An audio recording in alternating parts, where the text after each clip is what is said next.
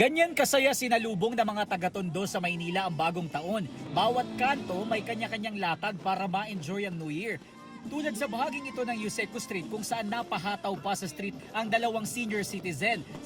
Gayun din ang magkakaibigan na yan. At sa kabila ng paalala ng Manila LGU, may ilan pa rin na gumamit ng mga iligal na paputok. Tulad ng crying cow na yan na pinaputok sa open court ng Masangkay. Meron ding malalaking paputok na sinindihan sa iba't ibang bahagi ng kalsada ilang oras bago pa ang salubong sa bagong taon. Sa bahaging ito ng Solis, may kita na binato na lang ng tsinelas ang paputok na yan na hindi nagtuloy. Ang resulta ng pagpapaputok, nabalot ng usok ang Tondo. Bakas din sa mga kalsada ang mga naiwang mga kalat. Ang lalaking ito, sako-sakong balat ng paputok agad ang nawalis pagkatapos ng pagsalubong sa bagong taon. May ilang bahagi naman na sumunod pa rin sa paalala ng lokal na pamahalaan. Tulad sa barangay na ito kung saan namigay ng mga torotot at aginaldo sa mga bata ang ilang opisyal ng Barangay 361.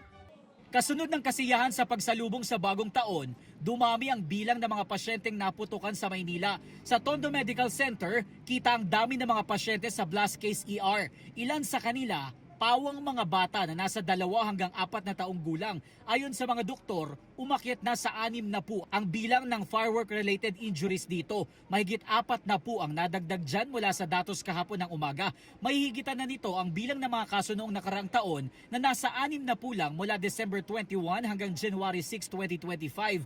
Ayon pa sa mga doktor, 2 sa mga bagong pasyente ay kailangang tanggalan ng bahagi ng kamay at paa matapos maputukan ng Philbox at King Kong.